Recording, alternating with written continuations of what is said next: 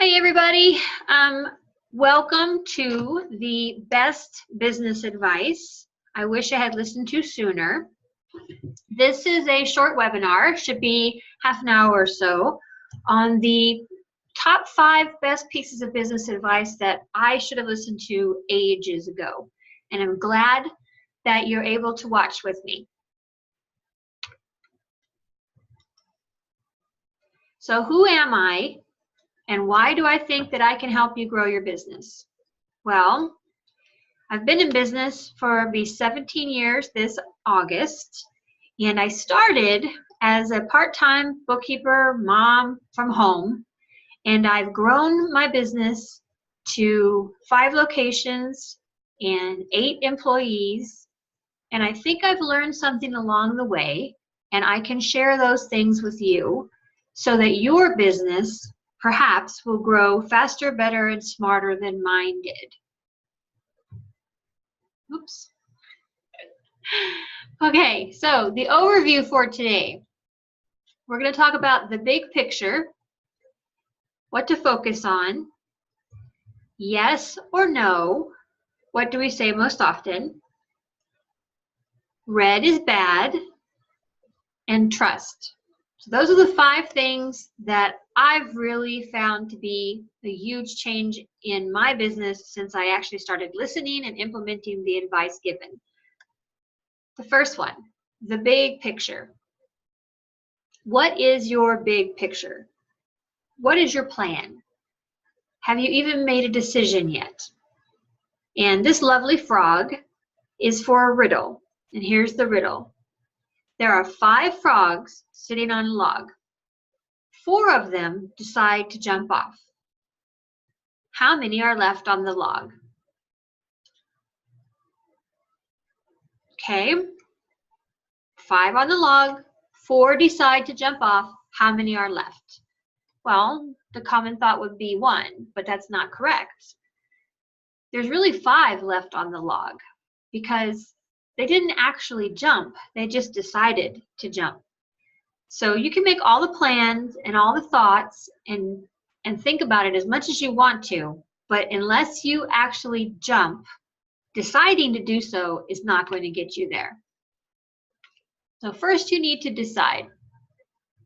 You need to decide what you want to be, what you want your company to be, why you're doing this thing that you're building, where do you want to end up, and lastly, how are you going to get there? But first, you have to decide which direction to go. When I started my business, I really didn't have a plan. All I wanted to do was be a mom, be available to my kids, and do something while they were at school to make an impact, to make a little extra money. And I really enjoy bookkeeping and helping people. QuickBooks is really cool for me. Some people don't feel that way, but for me it was fun. I like to make things balance. So I really just started a part-time business from home so that when my husband moved us again, the business could go with us. I had no big grandiose plan to do what has ended up happening. Just wanted to do it part-time. I did, however, know that I wanted to be a virtual assistant so that I could take it with me and continue to keep those clients wherever we went. So I picked a direction. Really didn't have an end game, but I picked a direction. Have you picked a direction? Do you know which way you want to go? What business you want to do? One more thing on this. Have you ever been to a networking event where you meet a person or multiple people that give you like 2 or 3 cards and they tell you, I sell Legal Shield and I have this really cool cream that I sell that makes you lose weight. And oh, by the way, I just finished massage therapist school and now I'm a massage therapist. These people that have more than one thing that they do, I want to grab them and shake them and say, pick one. Pick one and focus on it. So there you go. First you pick it, then you really need to know why. Because if it doesn't fit in your why, You're not going to be passionate about it, and it's going to turn into work. So decide what you want to do and why you want to do it. There are entrepreneurs and business owners everywhere that have a true why. I read this book by Simon Sinek. I actually saw Simon Sinek at an event in Arizona years and years ago, before, I think it was before this book came out. And he was talking about the why. Great leaders have a reason for doing what they're doing. And if you're a business owner, you're a leader. My why is to help small business owners grow, because I was seeing all kinds of people being ripped off by bookkeepers. You know, I started doing the bookkeeping from home part-time, and I would get a client and they would say, you know, well, here's all my stuff.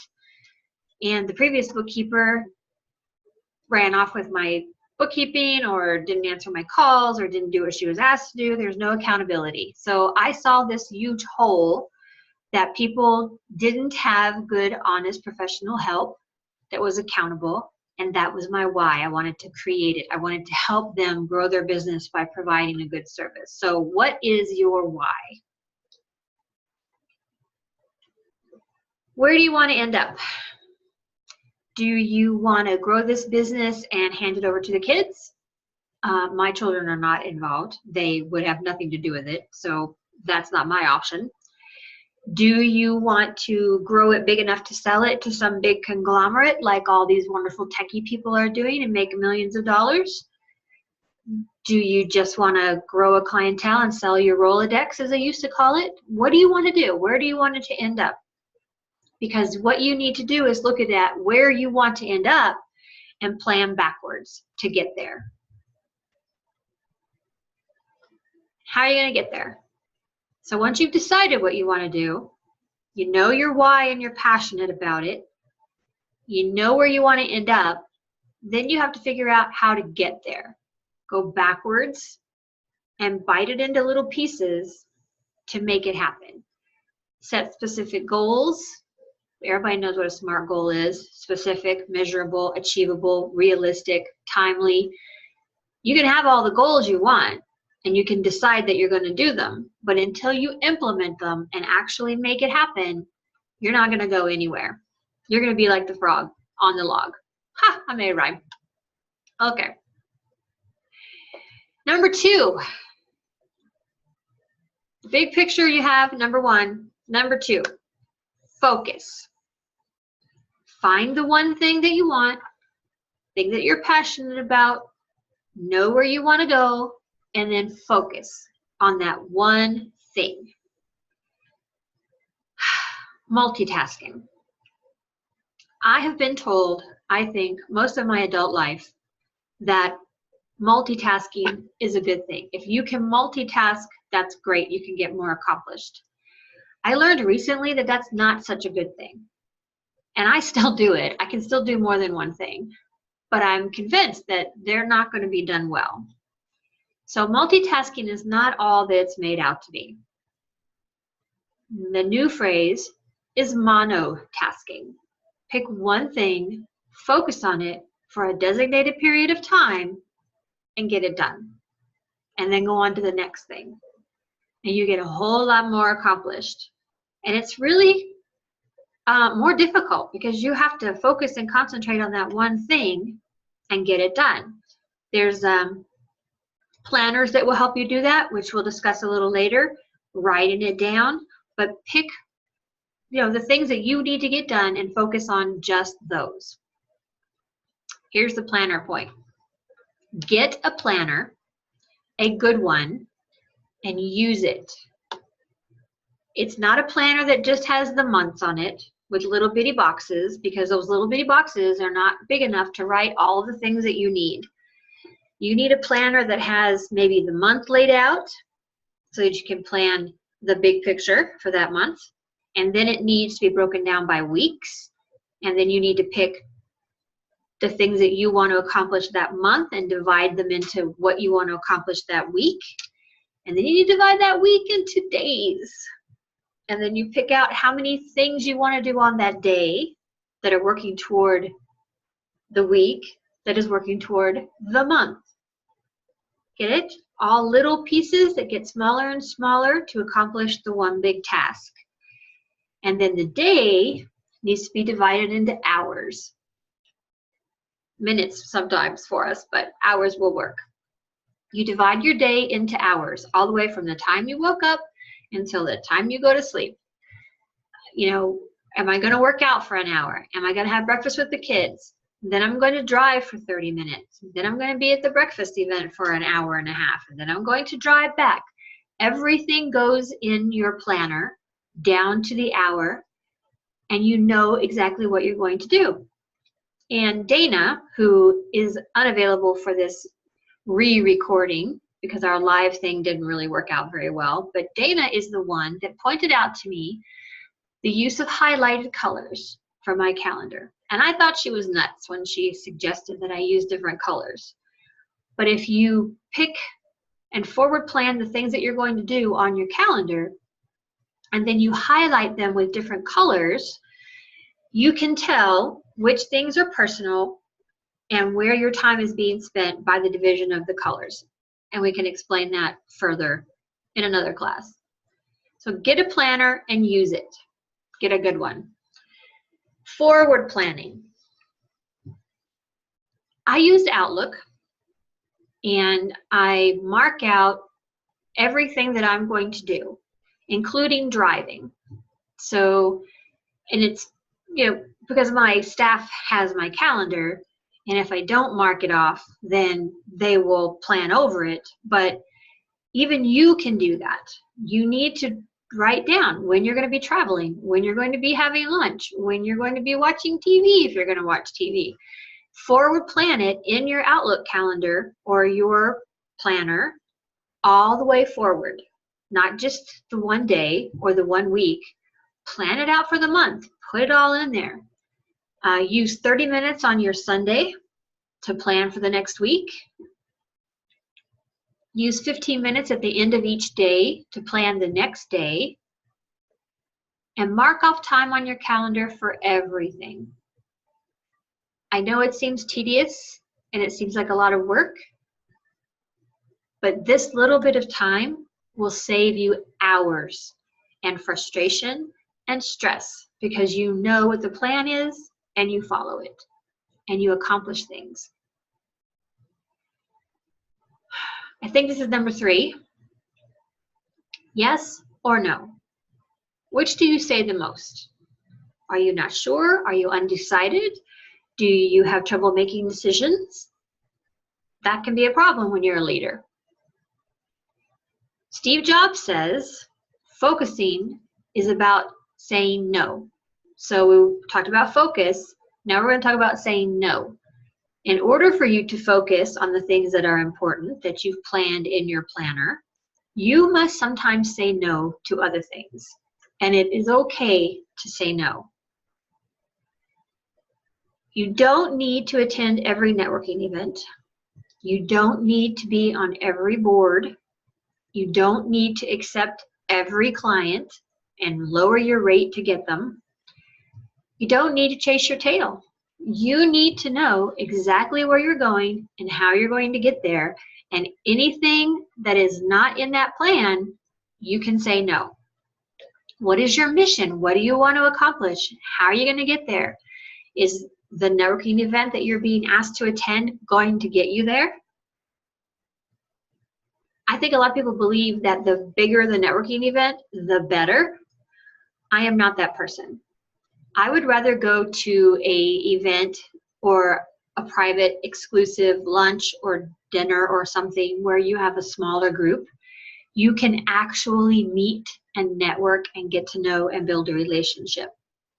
If you go to a networking event where there are 400 people, okay, maybe not 400, maybe 200 people, you're just going to collect a lot of business cards. And are you going to follow up on them all? And are they all going to be leads? Pick what's important, what has a return on your investment, because your time is an investment, and the time you spend away from your personal and your family takes away from you. So those are all very important. Pick the networking events that will help you get where you need to get. You don't need to be on every board. Now, I personally pick 3 things every year and I get involved. What does get involved mean? That means sit on the board, belong to a committee, volunteer to help. That's getting involved. Just because you go to a networking event or you belong to a professional group, that doesn't mean that you're involved. You have to go and do and become a part of it for people to recognize you. And here's an example.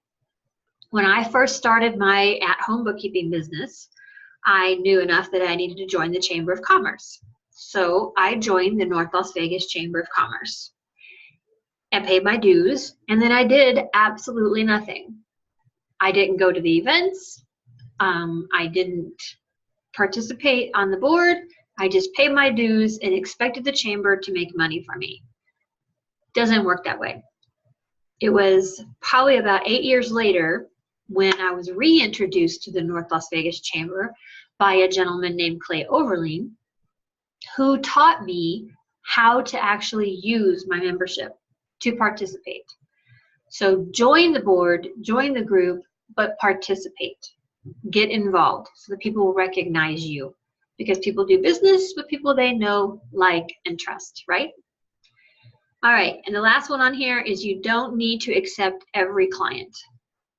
Every client, every customer is not your perfect customer, especially in our service-based business. I'm not sure what you do, but in the service-based business, you want to work with clients that want to work with you and are willing to value you and pay you what you're worth. In the beginning of my business, I was charging 25 bucks an hour. Of course, that was 17 years ago.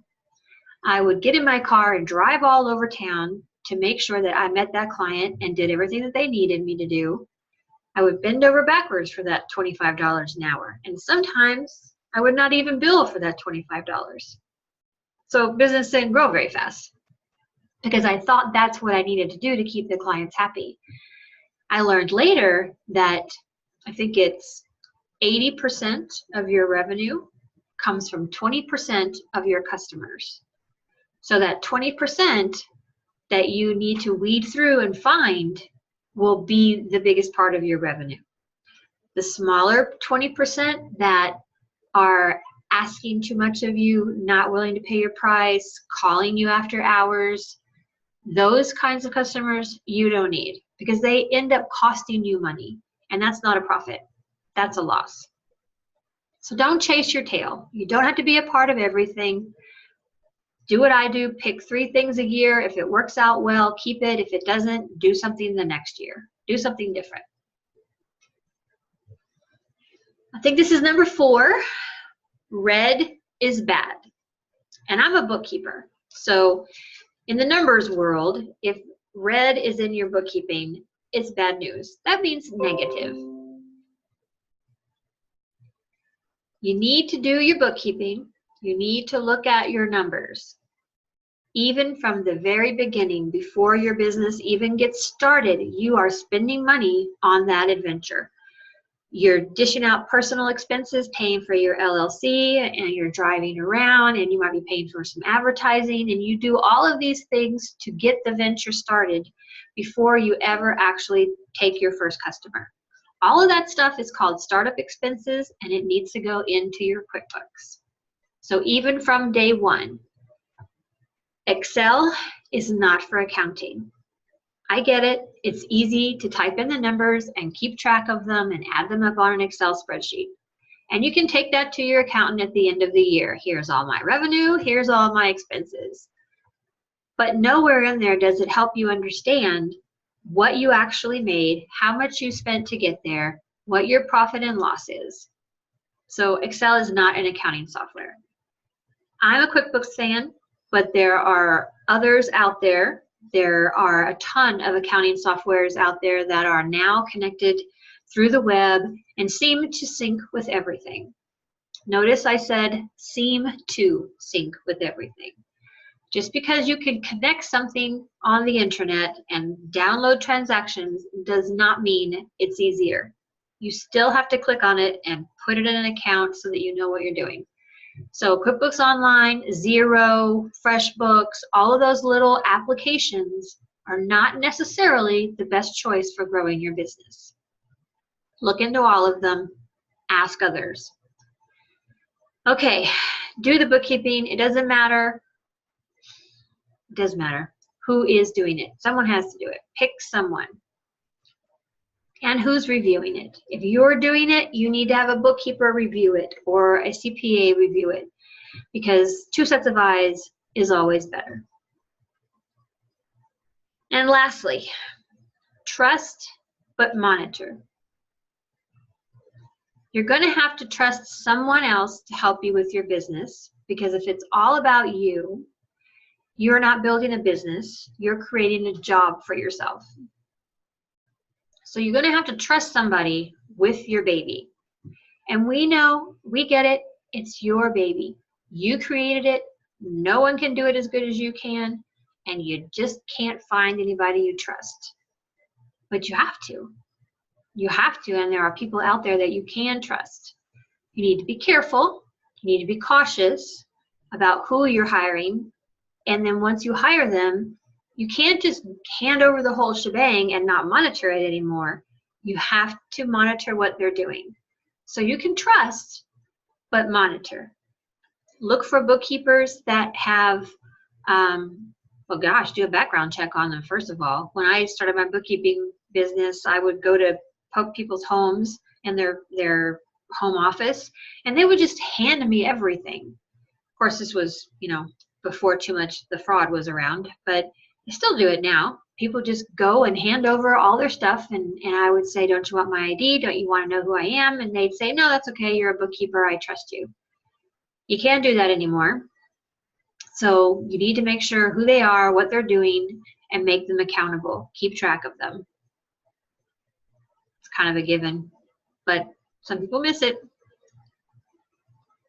So in review, what's the big picture?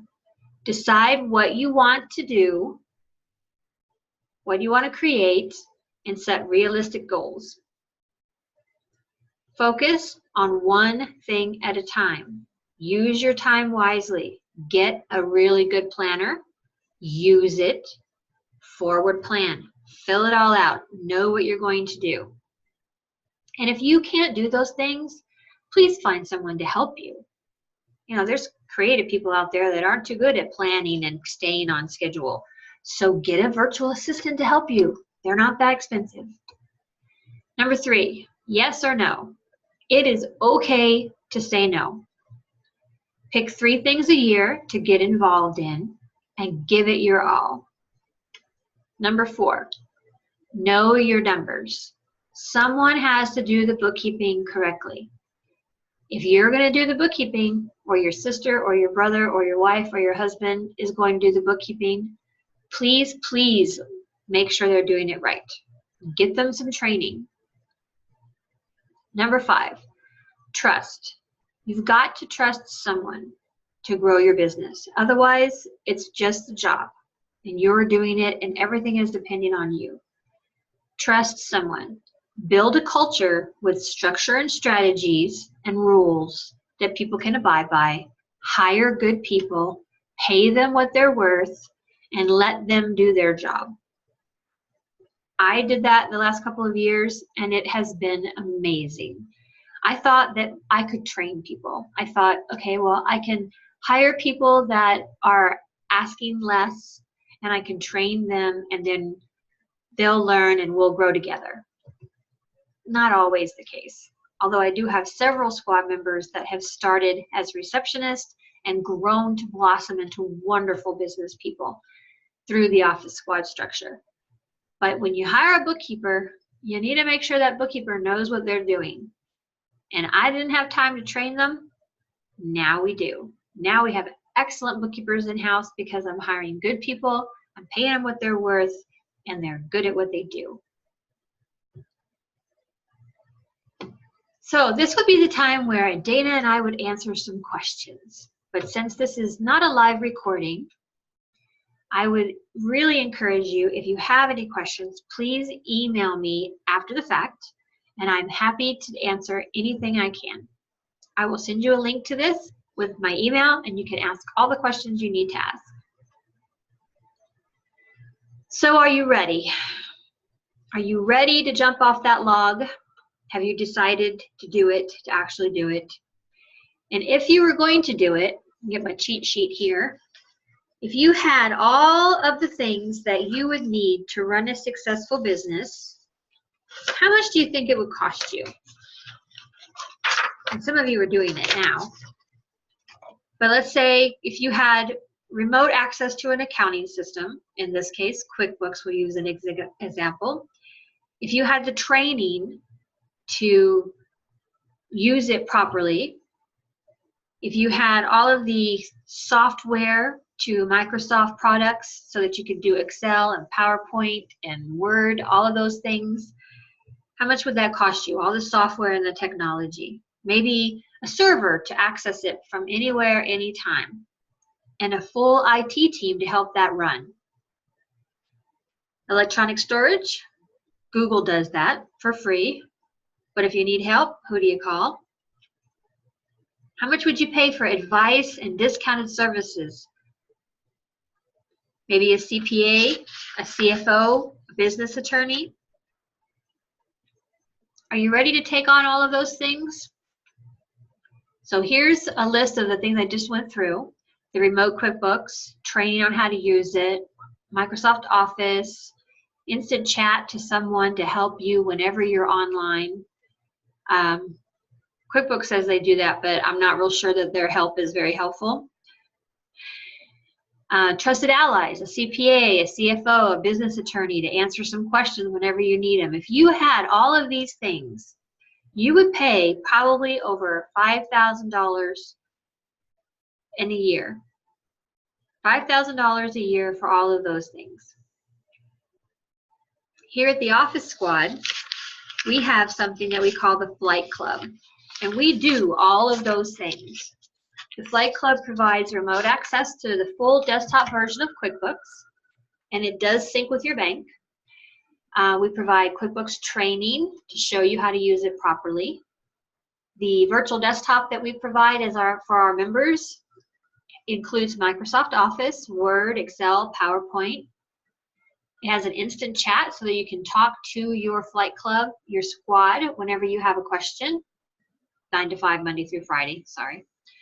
Has electronic storage so that your bookkeeper here at the Office Squad, if we're doing something and we store something on the server, you can access it as well. So all of the documents for your business, all of your receipts, all of your statements, everything is stored in one safe place. And you can reach out to our trusted allies as Flight Club members. We have CPAs, CFOs, we have a business attorney, a business coach, and they will all talk to you free of charge for up to 9 hours a year. And all of those things are not $5,000. They're only $75 a month for access to all of the tools, technology, and advice that you need to run your business successfully. Membership of the Flight Club, $75 a month. And then once you're a member of the Flight Club, you can start to delegate to trusted individuals to help you grow your business. The Office Squad bookkeepers are insured for employee dishonesty and errors and omissions, and they are accountable to us, the managers. So there is no wondering. If you decide that you would like to have some of the Flight Club help, we're going to waive the setup fee for those that attended the webinar and have watched this video, and you'll save $50 if you sign up today with the Flight Club. And that's it. I hope that you got a little bit out of it. I know the live one would have been way better, but this gives you the helpful hints to grow your business. I thank you tremendously for coming and registering, and I hope that you've picked up a little bit from this after the fact taped video.